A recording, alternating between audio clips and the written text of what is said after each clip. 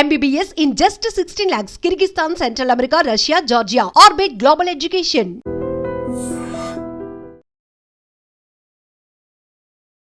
నమస్కారం, welcome to I dream. ధర్మ మార్గం విత్ విజిత కార్యక్రమానికి స్వాగతం.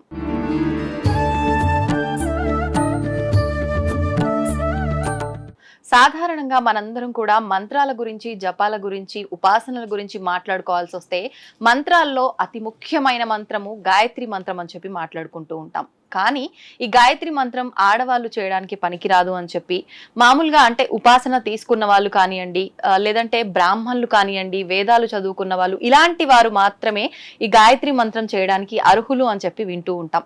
అసలు ఏంటి వాస్తవము, దీని గురించి ఋషులు ఏం చెప్పారో ఇప్పుడు మాట్లాడి తెలుసుకుందాం. ప్రస్తుతం మనతో పాటు ఉన్నారు సహ్యాద్రి ఆశ్రమ నిర్వాహకురాలు శ్రీమతి సుమంగళి గారు. ఇప్పుడు వారితో మాట్లాడి దీనికి సంబంధించిన విశేషాలన్నీ కూడా కూలంకషంగా తెలుసుకునే ప్రయత్నం చేద్దాం. నమస్కారం అండి. నమస్తే అండి. జై గురుదేవ్. ఎలా ఉన్నారండి? బాగున్నాను. మొదటిసారి మా ఛానల్ కి వచ్చారు, చాలా సంతోషం. అయితే గాయత్రి మంత్రం గురించి మాట్లాడబోతున్నానండి. చాలా వరకు గాయత్రి మంత్రం పైన చాలా రకాల విమర్శలు అయితే వింటూ ఉంటాం. ఒక్కొక్కరు ఒక్కో రకంగా చెప్తూ ఉంటారు. అసలు నిజంగా మన సనాతన ధర్మంలో మనం ఏం తీసుకున్నప్పటికీ పురాణాల నుంచి, శాస్త్రాల నుంచి అలా అని చెప్పి మనందరము చదువున్నామా అని అంటే లేదు. దాన్ని ఆధారంగా మన ఋషులు, మునులు, పెద్దవాళ్ళు చెప్పినవే మనం పాటిస్తాం. ప్రత్యేకించి గాయత్రి మంత్రం గురించి మన ఋషులు ఏం చెప్పారో వివరించండి. జై గురుదేవ్. శ్రీ శ్రీరామకృష్ణ సమర్థ సద్గురుదేవాయ నమః. గాయత్రి మంత్రం అంటే ఇప్పుడు అందరికీ తెలుసండి. గాయత్రి మంత్రం చాలా వరకు చేస్తున్నారు. కానీ మన ఋషులు ఈ గాయత్రి మంత్రాన్ని ఋషి యొక్క స్థాయికి తీసుకెళ్ళటానికి ఈ గాయత్రి మంత్రాన్ని మానవ జాతికి అందించారండి. ఇప్పుడు ఈ గాయత్రి మంత్రం ఇప్పుడు చదువుతాం. ఓం భూర్భువస్వః తత్సవితుర్వరేణ్యం భర్గో దేవస్య ధీమహి ధియో యో నః ప్రచోదయాత్. ఈ గాయత్రి మంత్రంతో ఎక్కడికి వెళ్ళొచ్చు అనేది ఋషులు చెప్పేది ఏంటంటే, ఋషి, మహర్షి, రాజర్షి, బ్రహ్మర్షి, దేవర్షి, ఈ స్థాయికి వెళ్ళగలిగేది ఈ గాయత్రి మంత్రం ఒక్కటే అంటున్నారు. మన వేదిక్ భాషలో కూడా అదే ఉంది. అంటే ఈ మంత్ర సాధన చేసిన వెళ్ళగలుగుతారు. అంటే మామూలు సామాన్య మానవుడి దగ్గర నుంచి, దేవమానవుడి దగ్గర నుంచి, ఋషి నుంచి దేవర్షి స్థాయికి వెళ్ళగలిగేది గాయత్రి మంత్రం అండి. అది మన వేదిక్ భాషలో ఉంది. ఇంకోటి ఏంటి, మనం భక్తి అంటాం. భక్తి యోగము, కర్మయోగము, జ్ఞానయోగము, ఈ 3 యోగాలను కూడా నేర్చుకోవాలి అంటే, ఈ యోగాల గురించి తెలుసుకోవాలి అంటే దీనికి మాధ్యమం గాయత్రి మంత్రం అండి. ఇక్కడ మనం ఏమన్నాం, ఫస్ట్ ఓం. అవును.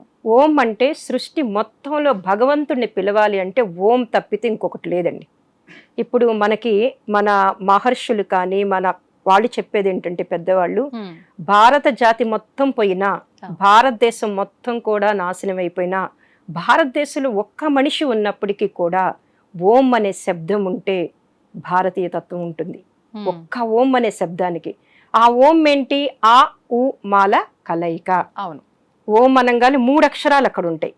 దాన్నే మనం కొంచెం సబ్జెక్ట్ డీప్గా వెళ్తే స్థూల సూక్ష్మ కారణ శరీరాలు అంటే మన భౌతిక శరీరము, ఆలోచనలు ప్లస్ కారణ శరీరం అంటే ఆత్మ శరీరం, ఈ 3టిని తెలిపేది ఓం అనే అక్షరం. దీన్ని ఇప్పుడు అందరూ కూడా మన పండితులు, మన గురువులందరూ కూడా ఒక్కొక్కళ్ళు ఒక్కొక్క ఆర్గనైజేషన్ నుంచి చెప్తూ ఉన్నారు, ఓంని ఇలా ఉచ్చారణ చేయండి.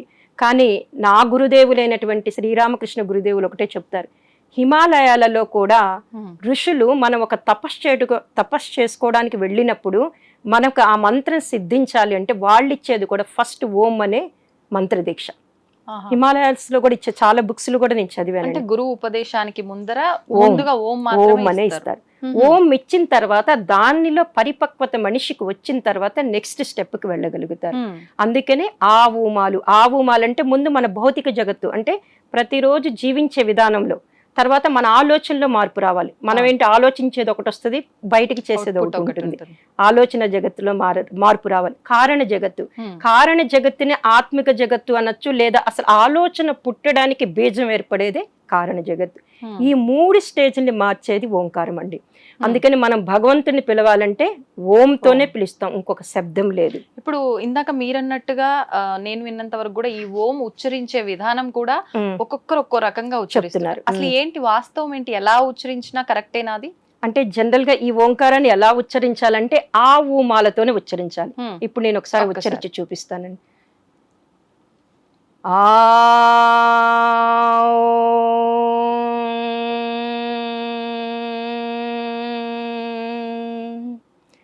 ఆ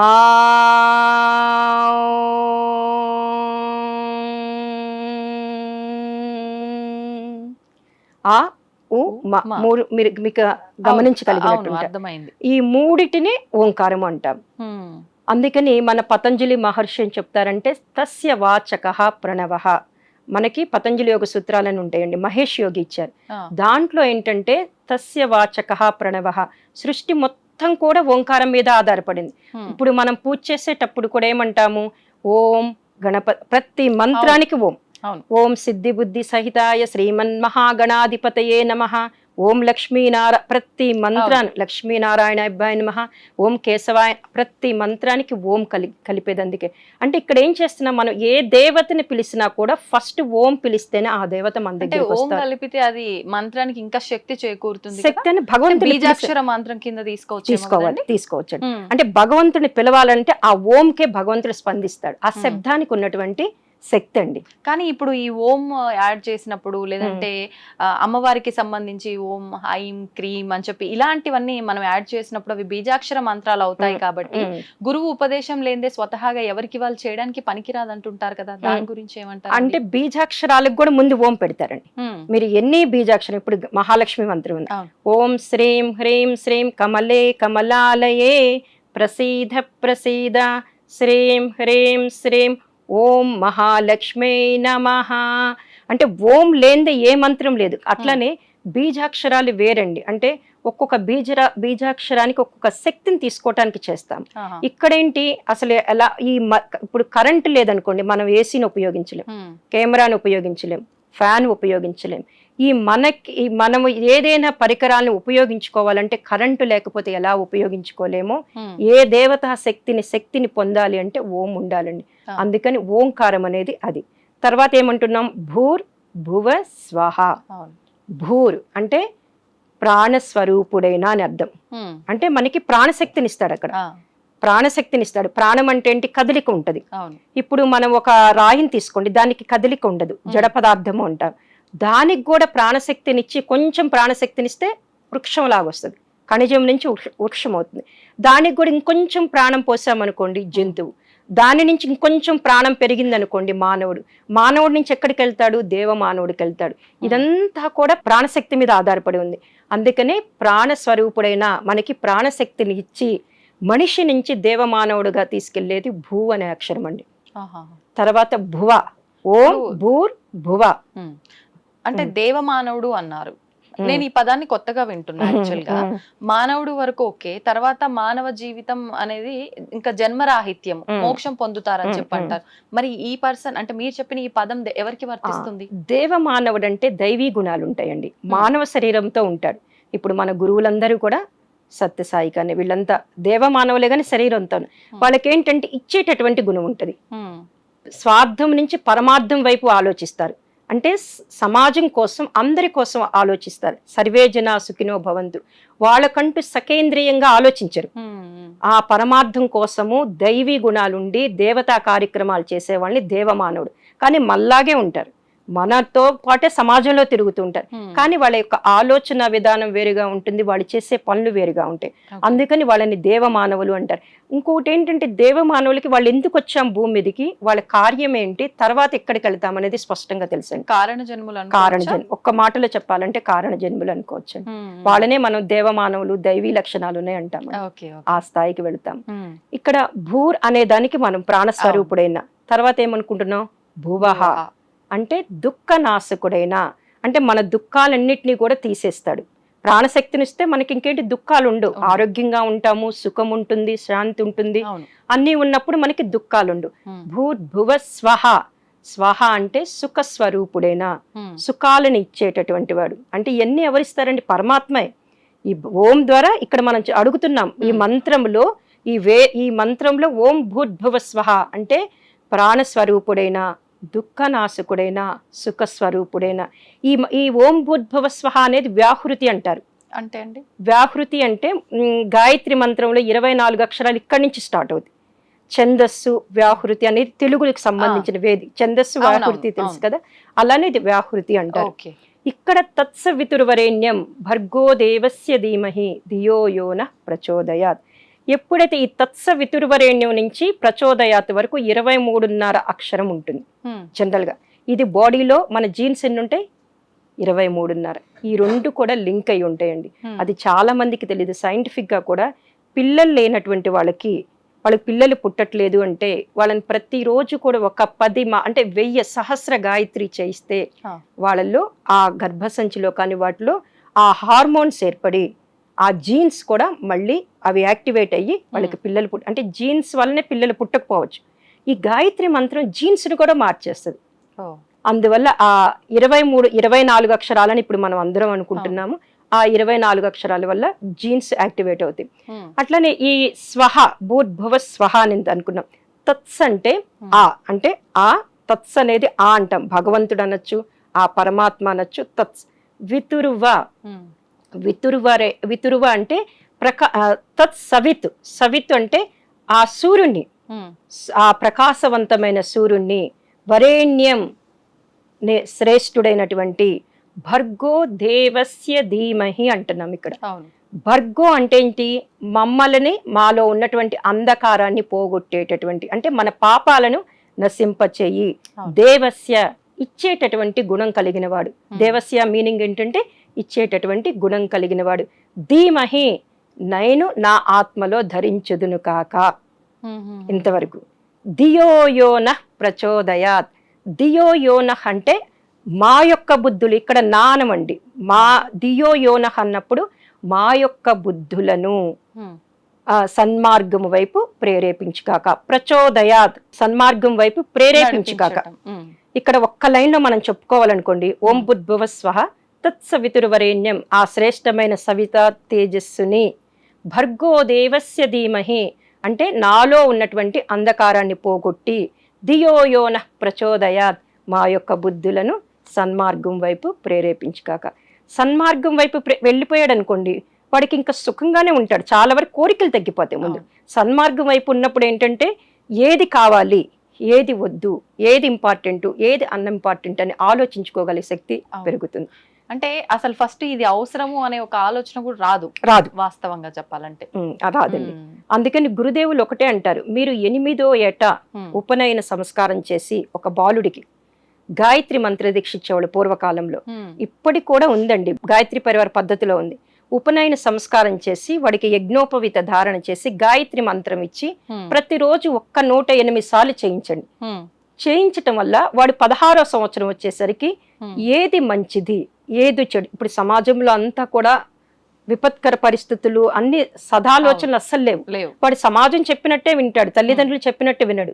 ఎప్పుడైతే వీడికి 8వ ఏట గాయత్రి మంత్రం ఇచ్చి రోజు కనీసం 24 సార్లైనా చదివిస్తే వాడు డెఫినెట్ గా 16వ సంవత్సరం వచ్చేసరికి ఇది మంచి ఇది చెడు, నేను ఏ లక్ష్యం కోసం వచ్చాను, ఏం చదువుకోవాలి అనే సద్బుద్ధి అతనిలోకి వస్తుందండి. అంటే ఇప్పుడు మీరు అన్నట్టుగా ఆ సద్బుద్ధి రావాలి, సన్మార్గంలోకి వెళ్ళాలి అని అంటే ఇప్పుడు చెప్పింది ఎంతవరకు చెప్పారు అంతవరకు విన్నాము అనే ధోరణిలో ఉన్న వాళ్ళే ఉన్నారనుకోండి, ఎలా వెళ్తారంటారు సన్మార్గంలోకి? ఆ సద్బుద్ధి ఎలా వస్తుందంటారు? అంటే మంత్ర జపం చేయటం వల్ల ఆటోమేటిక్ గా వస్తుందండి. అంటే ఆ వైబ్రేషన్స్ మారిపోతాయి, శబ్దం మార్చేస్తుంది. అంటే ఇప్పుడు మనం ఆ మంత్రంలో కూడా అడుగుతున్నాడు కదా, ఆ శ్రేష్టమైన అంటే ప్రాణస్వరూపుడైన, దుఃఖ నాశకుడైన, సుఖ స్వరూపుడైన ఆ పరమాత్మని నేను అంతరాత్మలో ధరించదును కాక, ఆయన మాలో అంధకారాన్ని పోగొట్టి మా బుద్ధులను సన్మార్గం వైపు ప్రేరేపించుగాక అని అడుగుతున్నాడు. 108 సార్లు అడిగినప్పుడు అది పనిచేస్తుంది కదండి. ఇప్పుడు ఆ మంత్ర జపంలో ఒక్కొక్క గాయత్రి మంత్ర జపం మాల పట్టుకొని చేస్తున్నప్పుడు వాడు ఆ మంత్రం చదువుతున్నప్పుడు కూడా ఎందుకు ఫలితాలు రావట్లేదు అని చాలా మంది 30 మాలలు 20 మాలలు చేస్తారండి. మంత్ర జపం మీద మాల చేతిలో ఉంటుంది, మనసు ఎక్కడికో వెళ్తుంది. గురువుగారు ఒకటే చెప్తారు, మాల పట్టుకొని నువ్వు జపం చేసేటప్పుడు ప్రతి అక్షరము కూడా చెవులతో విను. చెవులతో వినటం వల్ల ఆ మంత్రాక్షత ఇప్పుడు మనం ఏదైతే చెప్పుకున్నామో ఆ అర్థము దిగుతుందండి. ఆ అర్థము దిగినప్పుడు ఆ మంత్రంలో ఆ ఒక్కొక్క అక్షరము వెనకాతులు ఉన్నటువంటి అర్థం పట్టుకున్నప్పుడు వీడి జ్ఞానం వైపు వెళ్ళగలుగుతారు. అలాంటి రిజల్ట్ ఇస్తుందండి. అట్లనే సన్మార్గం అనుకుంటున్నాం మనం. ఇప్పుడు చాలా మంది అంటారు గాయత్రి మంత్రం చేయంటే మాకెందుకు సద్బుద్ధి, మేము మంచిగానే ఉన్నాం కదా, బాగానే ఉన్నాం కదా, మాకు డబ్బులు ఉన్నాయి కదా, సన్మార్గం ఏంటి అంటారు. కానీ సన్మార్గం అనేది గురుదేవులు ఏం చెప్తారంటే, పరమ పూజ్య గురుదేవులు శ్రీరామ్ శర్మాచార్య గారు అనే ఆయన ఒక ఆయన ఉన్నారు. అందరికీ తెలుసు, ఇప్పుడు నార్త్ లో ఉంటారు, హరిద్వార్ శాంతికుంజ్ అనే పెద్ద సంస్థ. అసలు గాయత్రి మంత్రం ప్రతి ఒక్కరూ చెయ్యవచ్చు అనే అవకాశం ఇచ్చింది శ్రీరామ్ శర్మాచార్య గారండి. ఏంటంటే వారు అనేది మానవ శరీరం ఉండి శ్వాస పీల్చుకోగలిగితే వాడికి గాయత్రి మంత్రం చేసేటటువంటి అర్హత ఇచ్చేశారు. ఎందుకంటే ప్రస్తుత కాలంలో అది అవసరం. ఎందుకు, మనిషికి అన్నీ ఉంటున్నాయి, సద్బుద్ధి సన్మార్గం వైపు వెళ్తున్నా. సన్మార్గం అంటే గురువు గారు ఇచ్చేది ఏంటంటే, ఇప్పుడు సమాజంలో ఉన్న సన్మార్గం గురించి వాళ్ళు మాట్లాడట్లేదండి. ఇప్పుడు ప్రకృతి అంటే ఇప్పుడు ఏంటి, ఉప్పు ఉప్పుగానే ఉంటది, పంచదార లక్షణాలు అవి ప్రకృతి యొక్క లక్షణాలు. షుగర్ స్వీట్ గానే ఉంటది, అగ్ని అగ్నితత్వం కలిగి ఉంటది, వాయుతత్వం, ఇవన్నీ కూడా వాటి క్వాలిటీస్. అంటే సృష్టి ఆ లక్షణాలని దాని పదార్థానికి ఏ రకంగా ఇచ్చిందో ఆ రకంగా ఏమి మార్పు చెందదు. ఇప్పుడు నేను తప్పు చేస్తాను అనుకోండి, ఆ తప్పు ఈ రోజు కాకపోయినా రేపు అనుభవించాల్సిందే ఖచ్చితంగా. అది ప్రకృతి పనిష్మెంట్ ఇస్తుంది, దాన్ని ప్రకృతి అంటాం. ఆ ప్రకృతి ఒక విశేషమైన పరిణామ క్రమంలో సంతరిస్తూ ఉంటుంది. ప్రకృతి ఏంటి, వీడేం తప్పు చేశాడు, వాడేం చేశాడు, అట్లా ప్రకృతి ఏది ఏం చెయ్యాలో, ఎప్పుడు ఏం చెయ్యాలో, ఏ యుగంలో ఏం చెయ్యాలో ప్రకృతి ఒక విశేషమైనటువంటి పరిణామ క్రమంలో సంతరించినప్పుడు దాంట్లో మానవుడు కూడా ఒక భాగమే, మానవ జాతి మొత్తం కూడా ఆ భాగమే. ముందు మిగతా జీవుల కన్నా, అంటే మిగతా జీవులు అంటే వృక్షానికి ప్రాణం ఉంటుందండి, ఖనిజానికి రాయికి ప్రాణం ఉంటుంది, జంతువుకి ప్రాణం ఉంటుంది. కానీ వాటి యొక్క క్వాలిటీస్ ని వాటిని కరెక్ట్ గానే పెట్టుకుంటాయి. ఇప్పుడు చూడండి, కుక్కను చూస్తే విశ్వాసం, దాని విశ్వాసం దానికి ఉంటుంది, పిల్లి దానికి ఉండే క్వాలిటీ దానికి ఉంటుంది. కానీ మనిషి ఏంటంటే కాసేపు మంచిగా ఉంటాడు, కాసేపు ఉండలేదు, చంచల మనస్తత్వం కలిగి ఉంటాడు. అందుకని గురుదేవులు ఏమంటారంటే, ప్రకృతి ఒక విశేషమైన పరిణామ క్రమంలో వెళ్తున్నప్పుడు, సంతరిస్తున్నప్పుడు మనిషి దాంట్లో భాగమైనప్పుడు వాడు ఆ సన్మార్గం వైపు, అంటే నేను ఒక లక్ష్యం కోసం పుడతానండి, మీరు ఒక లక్ష్యం కోసం పుడతారు, ఏది మంచిదో దేని కోసమైతే నేను భూమి మీదకి వచ్చానో ఆ లక్ష్యం వైపు కరెక్ట్ గా ఉంచుతుంది, అది సన్మార్గం వైపు కరెక్ట్ గా తోసేస్తుంది. అందువలన మనము ఈ గాయత్రి మంత్రం, దీన్ని అందుకే యూనివర్సల్ ప్రేయర్ అంటారు, గురు మంత్రము అంటారు. యూనివర్సల్ ప్రేయర్, గురు మంత్రము, అట్లానే స్వార్థం నుంచి మటుకి పరమార్థం వైపు తప్పనిసరిగా వెళ్తారండి. అంటే నేను 30 ఏళ్ల నుంచి గాయత్రి మంత్ర సాధన చేస్తున్నాను, చాలా ఈ గాయత్రి పరివారు అందరికీ మంత్ర దీక్షలు ఇస్తున్నాను. గాయత్రి మంత్ర దీక్ష తీసుకోక ముందు వాళ్ళ జీవిత విధానం ఒక రకంగా ఉంటుందండి. కానీ ఆఫ్టర్ ఆల్ 3 నెలలకి వాళ్ళ జీవిత విధానంలో మార్పు వస్తుంది. అంటే నేను దీక్ష ఇచ్చిన వాళ్ళు చెప్తున్నారు. అంటే ఖచ్చితంగా గురువు ఉపదేశం ఉంటేనే గాయత్రి చేయాలంటారండి? అంటే ఇప్పుడు ప్రస్తుత కాలంలో మేమందరము శ్రీరామ్ శర్మాచార్య గారి 24 టైమ్స్ అనేది ఒక వాయిస్ ఉంటుందండి, అది దాని ద్వారా చేసుకోమంటాం. కానీ మేమందరం రోజు సహస్ర గాయత్రి గురుదేవుల దగ్గర నుంచి 30 సంవత్సరాల నుంచి ఉన్నాం కాబట్టి మాకు దీక్ష ఇచ్చే అర్హత ఇచ్చారు. మేము ఆశ్రమానికి ఎవరొచ్చినా కూడా దీక్షిస్తాం. అంటే వాళ్ళకి కొంత ఇప్పుడున్న వాళ్ళకి చాలా అనుమానాలు ఉంటాయి, మేము దీక్ష లేకుండా ఎలా చేస్తాము అంటారు. మేమంటాము గురువుగారు వాయిస్తో పెట్టుకొని చెయ్యండి అంటాం. ఎక్కడో ఉంటారండి, యుఎస్లో ఉంటారు, సింగపూర్లో ఉంటారు, వాళ్ళకి ఆ వాయిస్ పెట్టుకొని పంపించేస్తారు. దగ్గరలో ఉన్న వాళ్ళు పౌర్ణమికి అమావాస్యకి వచ్చి మంత్ర దీక్ష తీసుకుంటారు.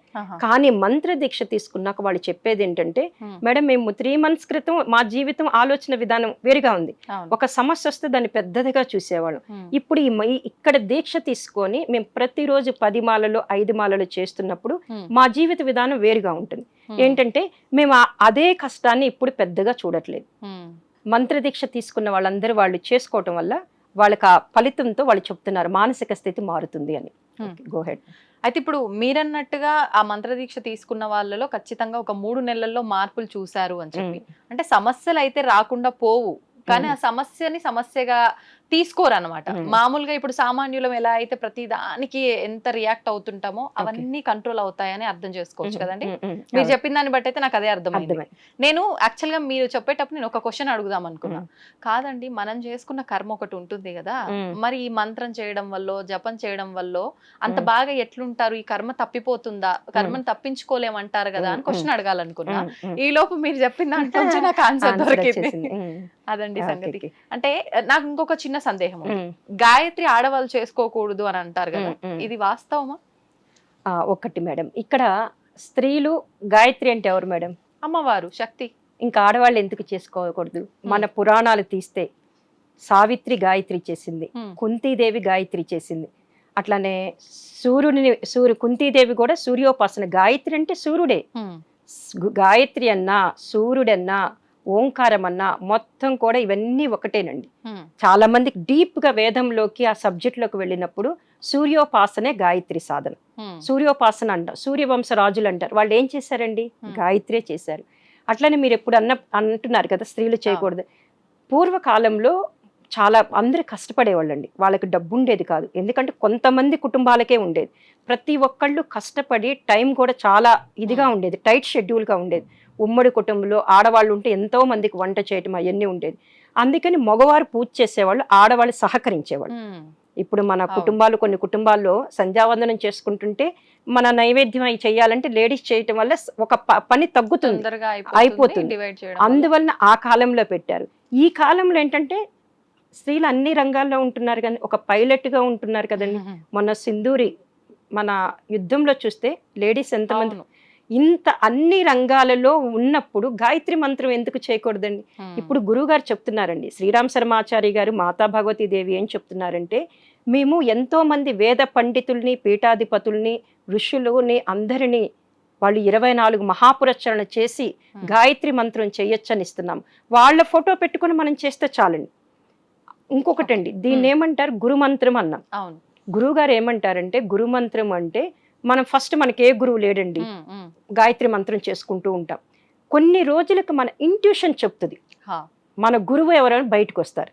అప్పటి వరకన్నా గాయత్రి మంత్రాన్ని మీరు చేసుకుంటూ ఉంటారు. అందుకే గురుమంత్రం అయింది. దీనికి ఏ గురువు అక్కర్లేదు. మామూలుగా జపం రోజుకి కనీసం 5 మాలలో 10 మాలలో చేసుకుంటూ వెళ్తే సహస్ర గాయత్రి అంటాం మనం. వాళ్ళకి డెఫినెట్గా వాళ్ళ గురువుని వాళ్ళు పట్టుకోగలుగుతాం. ఈ రోజు భారతదేశం ఇలా ఉంది, ధనిక దేశంగా ఉంది. చుట్టూరు అన్ని కంట్రీస్, ప్రపంచ దేశాలు మొత్తం కూడా భారతదేశం వైపు చూస్తున్నాయండి. దానికి కారణము దాని వెనకాతలు ఉన్నటువంటి గాయత్రి మంత్ర సాధన అండి. ఇది చాలా మంది పండితులకు తెలుసు. ఇప్పటికి ఇంకా గాయత్రి మంత్రం ఉండబట్టే మనం ఈ మాట, కరోనా దెబ్బకి మనం ఇంకా ఉన్నాము అంటే గాయత్రి మంత్ర సాధన వల్లేనండి. అది ఇప్పుడు గాయత్రి మంత్ర సాధనే కాదు, గాయత్రి యజ్ఞాలు కూడా చేస్తారని విన్నాను. మీరు కూడా అందులో భాగంగానే ప్రతినిత్యం కూడా యజ్ఞాలు చేస్తున్నారు అంటే, ఒక్కొక్క రోజు ఒక్కొక్క ప్రాంతంలో అని చెప్పి. ఏంటి ఈ యజ్ఞం చేయడం వల్ల ఎటువంటి ఫలితం ఉంటుందంటారు? ఓకే అండి, ఈ సంవత్సరము నేను జనరల్ గా ఆశ్రమం నుంచి బయటికి రాను, ఎక్కువగా ఆశ్రమంలోనే కార్యక్రమాలు ఉంటాయి నాకు. ఈ సంవత్సరము మన ఏదైతే ఈ రోజు ప్రతి మనిషి గాయత్రి మంత్ర జపం చేసే అవకాశం ఇచ్చినటువంటి పరమ పూజ్య గురుదేవులు అంటే హరిద్వార్ శాంతి కుంజులో గాయత్రి తీర్థ అనే ఒక సంస్థ ఉందండి. అక్కడ నుంచి అందరికీ మొత్తం కూడా గాయత్రి మంత్ర దీక్ష కానీ సాధనలు కానీ చేస్తూ ఉన్నాం. ఇప్పుడు ఏంటంటే ఆ శాంతి కుంజులో అఖండ దీపం 1926లో దీపం వెలిగించారు. రేపు 26కి 100 సంవత్సరాలైంది. అలాగే శ్రీరామ్ శర్మ ఆచార్య గారు అని చెప్తున్నాను కదండి, వారికి 8వ ఏట గాయత్రి మంత్ర దీక్ష తీసుకొని 15వ ఏట వరకు ప్రతి నిత్యం 5 మాలలు చేస్తూ ఉన్నారు. ఆ 15వ ఏట ఆయనకి వాళ్ళ దాదా గురుదేవులు కనిపించి ఆయనకి జ్ఞానం కలిగిన రోజు అది. అదొక పాయింట్. ఇంకోటి ఏంటంటే మాతా భగవతీ దేవి అంటే చాలా మందికి తెలియదు, ఆమె శక్తి స్వరూపుని. మా మాస్టర్ గారు చెప్తుంటారు, ఈ రోజు ఆడవాళ్ళు అన్ని రంగాలలో ముందుకు వెళుతున్నారు అంటే ప్రపంచం మీద ఉన్న ఆడవాళ్ళందరూ కూడా మాతాజీ యొక్క శక్తి. ఆమెను దుర్గామాత అంటాము. ఆమె ద్వారా వెళ్తున్నారు కాబట్టి మాతాజీని గుర్తు చేసుకుంటూ 100 సంవత్సరాలు శత జయంతి వేడుకలు జరుగుతున్నాయండి. దీని సందర్భంగా మాకు హరిద్వార్ నుంచి ఒక ఇన్ఫర్మేషన్ మెసేజ్ ఇచ్చారు. ఏంటి, వాళ్ళు హరిద్వార్ నుంచి శాంతికుంజ్ హరిద్వార్ నుంచి వచ్చి ప్రతి డిస్టిక్ లో 108 కుండీల యజ్ఞం చేస్తున్నారు. నేను ఒక సంకల్పం చేశానండి, ఇంటింటా గాయత్రి యజ్ఞం అంటే ప్రతి ఇంట్లో కూడా ఈ గాయత్రి యజ్ఞం చేసి వారికి గురుస్థానం ఏర్పాటు చేసి నేను దేవస్థాపన చేసి వస్తాను. ఆ ఇంట్లో యజ్ఞం చేసినప్పుడు ఒక 20 మందిని పిలుస్తారు. వాళ్ళందరికీ కూడా మంత్రదీక్ష చేసి మంత్రదీక్ష ఇస్తాను. మంత్రదీక్ష ఇచ్చి ఈ యజ్ఞంలో వాళ్ళని కూడా పాల్గొనేటట్టు చేసి ఆహుతులు వేసి మనము గురుస్థానం పెడతాం. ఎందుకంటే ఈ సంవత్సరం అంటే ఈ సంవత్సరం మంచితో పాటు చెడు కూడా ఎక్కువ ఉంది మేడం. మనం చూస్తే ఫిబ్రవరి నుంచి చూస్తే భూకంపాలు 2-3 భూకంపాలు వచ్చినాయి. యుద్ధం, అనుకోనటువంటి యుద్ధం. కానీ దాంట్లో నుంచి మనము ఒక 3వ ప్రపంచ యుద్ధం అనుకుంటారో ఏమనుకుంటాం, తేలిగ్గా బయటపడ్డాము. అలాగే ఇప్పుడు బయటికి వెళ్ళిన వ్యక్తి మళ్ళీ క్షేమంగా వస్తాడా తెలియదు, ఫ్లైట్ ఎక్కిన వాడు వస్తాడా తెలియదు, ట్రైన్లో వెళ్ళిన వాడు ఏ సర్క్యూట్ వల్ల ఏం జరుగుతుందో తెలియదు. అట్లనే బైక్ మీద వెళ్ళిన వాడు కూడా యాక్సిడెంట్స్ వల్ల ఏదో రూపంలో వెళ్ళిపోతున్నారు. అందుకని మేమేం చేశామంటే ఇప్పుడు ఉన్న పరిస్థితుల్లో ఈ సంవత్సరము మంచితో పాటు చెడు కూడా ఎక్కువ ఉంది కాబట్టి హరిద్వార్ యొక్క మెసేజ్ మీద ఇంటింట గాయత్రి యజ్ఞం చేస్తున్నాము. ఇప్పుడు ఈ హైదరాబాద్లో కూడా ఇంచుమించు హైదరాబాద్లో 15 యజ్ఞాలు చేశానండి. అట్లానే బెంగళూరు అంటే తెలంగాణ, ఆంధ్ర అనుకున్నాను, కానీ కర్ణాటక, తమిళనాడులో కూడా ఉన్నాయండి. అక్కడ కూడా వెళ్ళి అంటే ఇట్లా లింక్ అయిన వాళ్ళు ఉంటారు కదండి, వాళ్ళకి మంత్రదీక్ష ఇస్తాను, యజ్ఞం చేస్తాను. యజ్ఞం ఏం చేస్తుందంటే అక్కడ మేమేం చేస్తామంటే యజ్ఞం చేసేటప్పుడు 33 రకాల వనమూలికల హవన ద్రవ్యం ఉంటుందండి. అది హిమాలయాస్ నుంచి వస్తుంది. ఆ వనమూలికలన్నిటిని ఆరబెట్టేసి ఎండబెట్టి పౌడర్ చేసి పంపిస్తారు, హరిద్వార్ నుంచి వస్తుంది. దాన్ని ఎప్పుడైతే మనం గాయత్రి మంత్రోచ్చారణతో హవనం అగ్నిలో వేస్తామో అది 1000 రెట్లు ఫలితం ఇస్తుందండి వనమూలికలు. ఎప్పుడైతే వీళ్ళు ఏ మంత్రాన్ని చదువుతూ ఏ దేవతకి, అంటే అసలు యజ్ఞము అంటే ఒక సమగ్ర శాస్త్రంగా తీసుకోవాలంటే దేవతలకి ఆహారం పెట్టడమే యజ్ఞం అండి. మనకి భగవద్గీతలో 3వ అధ్యాయంలో కూడా చెప్తారు శ్లోకంలో, సహయజ్ఞ ప్రజా సృష్ట అని. అంటే యజ్ఞంతో పాటే మనం ప్రతి మనిషి యజ్ఞంతో పాటు పుట్టాడు. కోరికలు తీర్చుకోవడానికి మనం యజ్ఞం చేస్తాం. ఇప్పుడు ప్రతి ఒక్కరికి ఒక్కొక్క సమస్య ఉంటుంది కదండి, ఏదో ఒక సమస్య, అనారోగ్యం. అందువల్ల వాళ్ళింట్లో యజ్ఞం చేశాననుకోండి, వాళ్ళు సుఖంగా ఉంటారు కదా. వాళ్ళు సుఖంగా ఉండి ఇటు సన్మార్గం వైపు, అంటే సన్మార్గం వైపు అంటే ఎవల్యూషన్ వైపు వెళ్తారని నా ఇంట్యూషన్ అండి. అట్లనే ఈ వనమూలికల పౌడర్తో ఆహుతులు వేసి విశేష మంత్ర ఆహుతులతో వేయటం వల్ల వాళ్ళలో ఉన్నటువంటి మానసిక రుగ్మతులు పోతాయి, శాంతి వస్తుంది, ఆరోగ్యం వస్తుంది. ఇప్పుడు నేను వరకు చేసింది 30 యజ్ఞాలు చేశామండి. అటు వైజాగ్, బొబ్బిలి, తణుకు అన్ని చోట్ల చేస్తే అన్ని చోట్ల వాళ్ళు నాకు వెంటనే ఫోన్ చేసి చెప్పారండి, చాలా రిజల్ట్ వచ్చింది. నిన్నటి దాకా ఏదో బాధగా, ఏదో ఒక అశాంతిగా ఉన్న వాళ్ళకి యజ్ఞం చేసి వచ్చిన తర్వాత వాళ్ళు నాకు ఫోన్ చేసి చెప్పడం ఏంటంటే, చాలా తృప్తిగా ఉంది మేడం. అట్లనే గురుస్థానం అని పెట్టాం మేము. ఆ గురుస్థానం పెట్టాక వాళ్ళకి వెంటనే ఆ గురుస్థానం పెట్టడం వల్ల ఆ గురువు అనుగ్రహం వెంటనే కలిగినట్టుంది. చాలా రిజల్ట్ రావటం జరిగింది మేడం. అందుకని ఈ సంవత్సరం మొత్తం ఇలా యజ్ఞాలు ఫిబ్రవరి వసంత పంచమి వరకు చేస్తాం మేడం. ఎవరు పిలిచినా వచ్చి కూడా ఈ యజ్ఞం చేస్తాం. వాళ్ళు సుఖంగా ఉండాలని. ఇంట్లో యజ్ఞం అంటే చాలా ప్రాసెస్ ఉంటుందని భయపడుతున్నారు. అంత ప్రాసెస్ కాదు. ఇది 1.5 గంటల సమయాన్ని వాళ్ళు మాకు కేటాయిస్తే రెగ్యులర్ గా ఉండే పూజా సామాగ్రితో, సమిదలు, హోమకుండితో, ఈ హవన ద్రవ్యంతో, ఆవు నెయ్యితో యజ్ఞం చేస్తాం మేడం. అంటే అవన్నీ మీరే అంటే వాళ్ళు అంటే హవన ద్రవ్యము, హోమకుండి, అంటే వేదికి సంబంధించిన కాష్టపాత్ర అవన్నీ మేము తీసుకెళ్తాం మేడం. మిగతా ఎండు కొబ్బరి, ఆవు నెయ్యి, పూలు, అక్షంతలు అవన్నీ ఇంట్లోనే ఉంటాయి కదా, అది వాళ్ళు ప్రొవైడ్ చేస్తారండి. మొత్తానికి మీరు వసంత పంచమి వరకు కార్యక్రమాలు 108 యజ్ఞాలు చేయాలని, 108 గృహాల్లో చేయాలని సంకల్పం అండి. ఆల్రెడీ 30 అయినాయి, తొందరలోనే అయిపోతాయి. ఎట్లాగో ఇప్పుడు మనకి శ్రావణ మాసము, ఈ మాసాలన్నీ కూడా దైవికమైన మాసాలు కాబట్టి అవుతాయండి. సంతోషం అండి. చాలా అంటే సందేహాలు ఉన్నాయి గాయత్రి మంత్రం గురించి. నిజంగా మంచి వివరణ ఇచ్చారు. ధన్యవాదాలండి.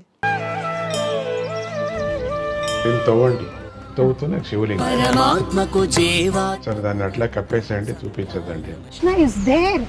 మూర్తి పూజ కాదు, సాక్షాత్ బ్రజేంద్ర నందన భగవాన్ ఉన్నారు మూర్తిలో. ఏమీ ఆశించకుండా ఆరాధించే వాళ్ళు కూడా ఉన్నారా ప్రభుజీ? నిజమైన భక్తి అంటే మనకు తెలియదు కాబట్టి